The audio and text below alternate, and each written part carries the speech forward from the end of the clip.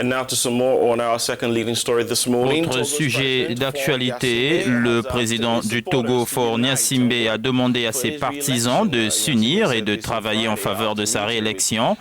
Gnassingbé l'a déclaré après avoir rencontré 3 groupes de son parti. Il cherche à prolonger son règne après avoir accepté la demande du parti au pouvoir de se présenter à une élection prévue pour le 22 février. Continuer de parler de l'actuel chef de l'État, Faure Gnassingbé, qui est candidat au scrutin du 22 février. Sachez qu'il est arrivé au pouvoir en 2005 après avoir succédé à son père Gnassingbé et Yadema, qui a dirigé le pays d'une main de fer pendant 38 ans. Il a été réélu en 2010 et en 2015 au cours des scrutins contestés. Une révision constitutionnelle adoptée en mai 2019 lui a permis non seulement de se présenter à cette présidentielle et à celle de 2025, mais aussi de bénéficier d'une immunité à vie pour les actes posés pendant les mandats présidentiels.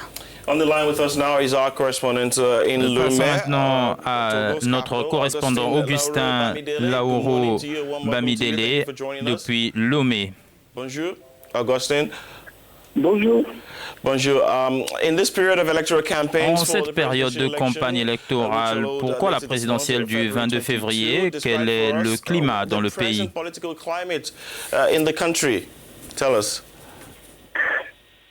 Oui, eh bien, on peut dire que la campagne électorale est lancée dans un climat plus ou moins apaisé.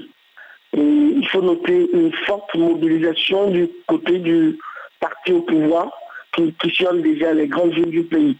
Déjà le vendredi dernier, le président Faure Gnassingbé, candidat à sa propre succession, était présent dans 3 grandes villes du nord du pays, dont Niantougou, où il a lui officiellement démarré sa campagne en sollicitant la confiance de la population pour un 4e mandat à la tête du pays. Avec l'opposition, c'est vrai qu'ils se sont lancés, mais c'est un peu timide. On remarque néanmoins quelques sorties. Par exemple, le samedi dernier, on a le candidat de l'opposition, Joe Adeyemi, qui a sillonné quelques marchés du sud du pays. Et on sent quand même le poids de la division qui pèse sur cette opposition et qui joue à son encontre.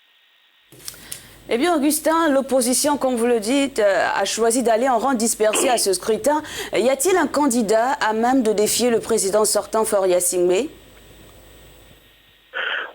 Pour l'instant, je ne trouve pas personnellement un candidat qui peut vraiment faire le poids face au président sortant, Faure Gnassingbé. Ce qui aurait pu faire la force de cette opposition serait de ne pas participer à cette élection présidentielle en rang dispersé. Toutefois, nous pouvons reconnaître 2 challengers qui pourront quand même faire le poids. Et il s'agit bien sûr de Jean-Pierre Fabre, le président de l'Alliance nationale pour le changement AMC, et de Adeyemi Kodjo, ancien Premier ministre et candidat malheureux des élections de 2010 et de 2015. Lui qui a du mouvement patriotique pour le développement et la démocratie, MPDD.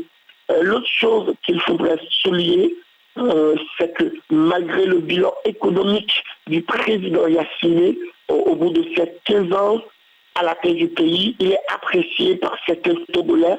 Et il faudrait aussi souligner que la commission électorale et la Cour constitutionnelle sont actives à la cause de ce pouvoir. Et déjà, cela fait redouter fortement une transparence dans ce scrutin. Et je peux dire que seuls les résultats définitifs nous édifieront. Augustin,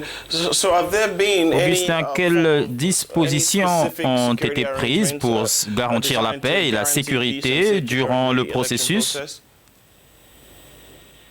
Bien sûr, pour cette élection, il faut dire qu'il y a eu la création en novembre 2019 dernier des forces qui sont dédiées pour la sécurisation des élections présidentielles, ce qui a été dénommé et le FOSSER qui est composé de la police et de la gendarmerie compte aujourd'hui plus de 10 000 agents qui seront répartis dans tous les départements du pays au Togo.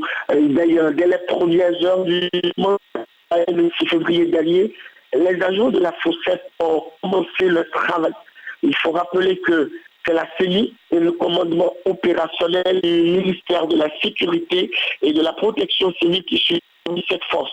Nous ne pouvons pas non plus offusquer le rôle des différentes congrégations religieuses qui sensibilisent déjà sur la paix dans le pays. Et évidemment que le mardi dernier, les évêques du Togo, dans une déclaration commune, ont appelé à un scrutin transparent qui est selon un gage de paix et de sécurité. Well, all eyes are on the country, I must say, as the elections will hold very soon, later this month. Augustin, I'd love to thank you very much. Augustin, nous tenons à vous remercier de nous avoir partagé ces informations. Vous nous parliez depuis Lomé, au Togo. Upcoming elections. Thank you very much. Merci beaucoup, Augustin. Merci. Merci.